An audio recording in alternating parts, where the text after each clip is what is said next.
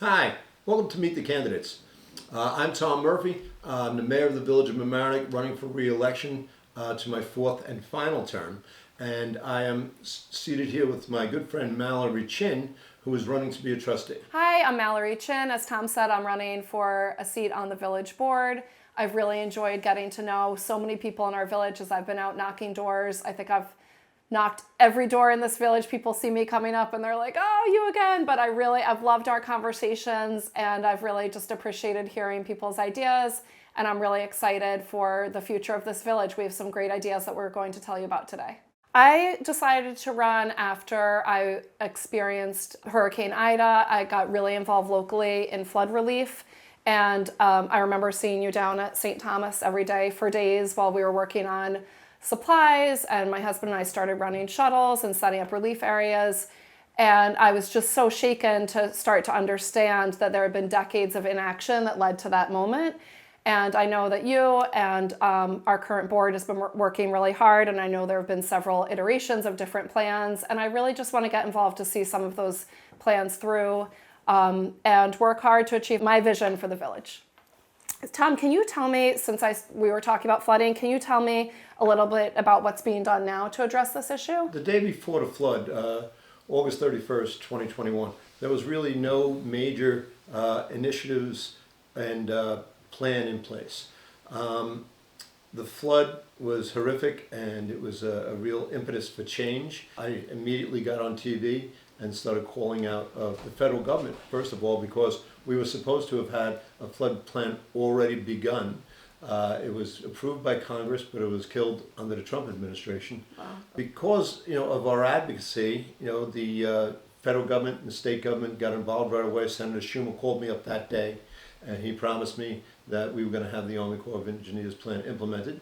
And it is implemented, and it will be starting at the end of this year. And that's the cornerstone of our flood relief. Yes. And we built upon that by doing work in the river. We have an extensive maintenance program in the rivers, and we've begun dredging in the rivers. And we have bought equipment to monitor the flow of the rivers and to make sure that our first responders have what they need to help people in the case of an emergency. So it's both prevention and response is what we're focusing on. All right, thank you.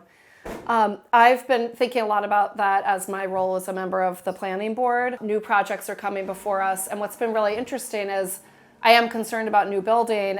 What I'm coming to understand is that a lot of the new building proposals are so much more flood resilient than what's already there. Is that something that we're also thinking about as we look to more sustainable development in the village? Yes, you're absolutely right. When a new building comes in and it replaces a building that was built in the 30s, 40s, 50s, 60s, where there was no flood mitigation in the code, it is much more flood resistant. But what I proposed a few months ago was a revamping and a strengthening of all our flood codes. What we're looking at now is requiring people to prepare for a 100-year flood to maintain that water on their property so it doesn't go into the storm system. Right. We're trying to keep the water out of the rivers. We have a whole new set of proposed laws that we'll be working on in the coming months to strengthen our codes and our building codes and our flood restrictions so that anything that is built in the village is built to a much higher standard than is currently allowed and way higher than is currently built. We have a lot of buildings that are on the river, and they are not helping. And if we could move them back off the river, that would help us too. All right, thank you for that. I've also been thinking a lot about revitalizing the industrial area. Yeah, I know you've really been working on that. Yeah, I'm excited about that. My sister lives in Telluride, Colorado, and they have a shuttle that goes through town. And I've been meeting with some stakeholders in our community, and I'm starting to have this vision that we could have a shuttle like this that connects us to other municipalities and runs through our village. And I'd really like to connect the industrial area and perhaps increase the green spaces there, and maybe put in some kind of sports facility and really make it a destination for nightlife in the village. I know we call it the Ave in my house. We walk down to the Avenue and we enjoy the restaurants, but I think there's potential for maybe some spaces for more live music, some shared workspaces, and really more areas for our residents to enjoy. So that's something I'm definitely excited about bringing to the table when I get on the board. That is a very, very needed change. The industrial area, which is actually a manufacturing zone, provides 25% of our tax base. Yes. So the more we can nurture that and have a variety of businesses, the better off we all are. So thank you for that. Yeah, I think it's a really important area that has been overlooked, and I think we really need to dream big to make it everything it can be. Yes, and that is something that elected officials need to do. Elected officials need to have a vision. And and then you work to try and enact that vision. Right. But we're not put up there just to be arbiters of different ideas. We're supposed to come up with ideas ourselves. Have our own vision, our own have our own ideas. vision. Yes. So when we're thinking about the industrial section, and I have my vision for this shuttle that's connecting different areas of our village, I'm thinking everywhere from like the harbor to Mamaroneck Avenue School. I have 3 kids. My youngest is Miles. He's in 8th grade, and he rides his bike everywhere, and it scares me a lot of the time. Sure. So can you speak a little bit to, I know when we've been out canvassing together, our residents are super excited about some of the projects you've already put into place, but what are you thinking about in terms of pedestrian safety? Well, pedestrian safety is very, very important to me. I grew up in New York City, in the middle of Manhattan, and in the 60s and 70s, and I saw more than my fair share of tragedies. People getting hit by cars, friends of mine getting hit by cars. Wow. It left a lasting impression upon me, so that when I became mayor of the village of Mamaroneck and people were voicing their real concerns about letting their children walk to school, bike to school, like you just mentioned, I realized it was beholden on me to do something about it. So the first thing we did is we lowered the speed limit to 25 miles an hour. Is that all over the village? All over the village, from 25 to there, except on the state roads. Okay. We can't do the state roads, which is helping to calm traffic. We've put in traffic calming measures. We've put in speed devices that tell you how fast you're going. We did a major overhaul to Prospect and Fenimore, which is going to be an exemplar of what we're going to do all throughout the community. We're going to do that all up Halsted Avenue. On Old Post Road, we put in speed bumps. Yes. We're going to put in sidewalks there. We're going to put in sidewalks in other areas of the village that don't have sidewalks. It's really important, as climate change progresses and global warming progresses, that we have ways to get people around without driving in cars. And people want to walk. People want to bike. But the impediment is I don't feel safe doing it. Yeah. So I think that that's really, really important, and I've worked on it since the day I got elected. Yeah. I'm still working on it, and I'm going to work on it until the day I eventually leave office, because we want our children to be safe. We want families who move in here to feel like this is a good spot to let the kid play outside, and they're not going to have to worry about getting hit by a car. Absolutely. There is some development in process right now, and there's some development that has been proposed. It's very important that we not allow developers to write our zoning code. Right now, there's a developer at Hampshire who wants us to rewrite our zoning code to behoove him. The zoning codes were put into place to protect the community, not to enrich the developer. When I became mayor, we had a moratorium on development in the C1 and C2 zone, which resulted in a lower density of what is allowed in those zones.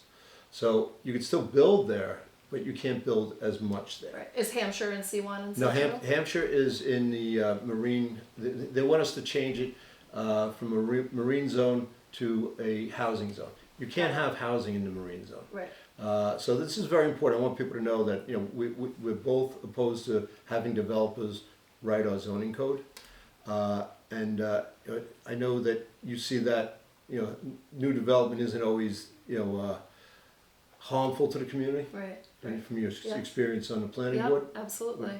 And how can you speak a little bit about how have you adapted to the planning board?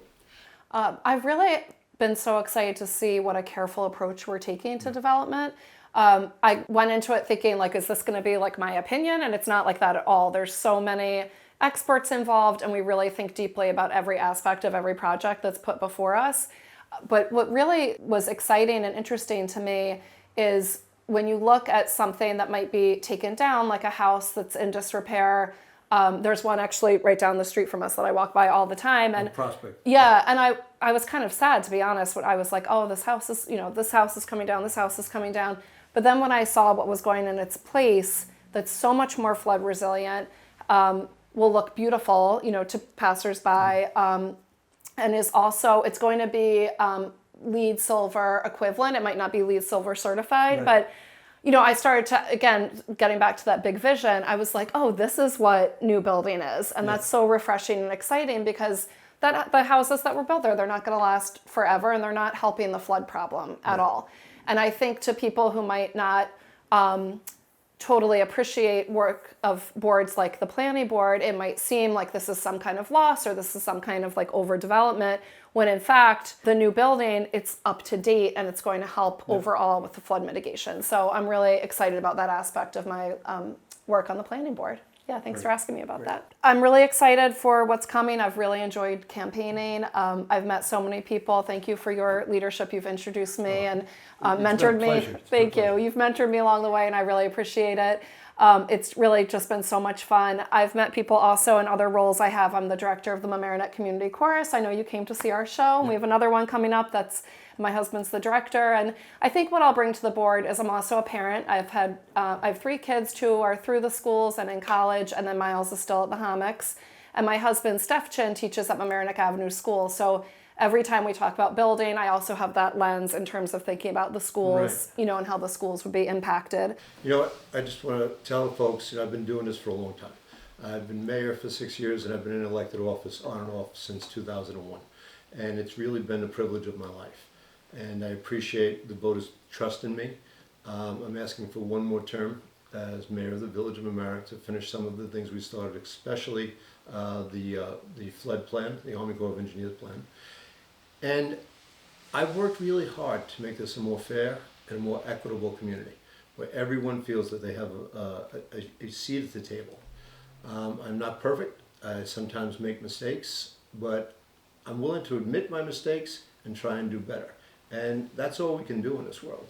And you'll see me throughout the community, on Mamaroneck Avenue, often in the parks. I work this like a full-time job. As for those who don't know, it is a part-time job. And I have a full-time job as an elevator mechanic, a 38-year union member that I'm very proud of. And I'm just asking for your support to continue the work we've done. We've made a lot of progress in the last few years, and let's keep the progress going. And I'm really excited for upcoming election day. Early voting starts October 28th, and you can find me, Mallory Chinn, on the Working Families Party line. And I am on the Democrat and the Working Families Party line. Mallory will make a great trustee. Thank you all very much for your years of support, and I look forward to meeting you more on the campaign trail in the coming days. Thanks a lot. Thank you.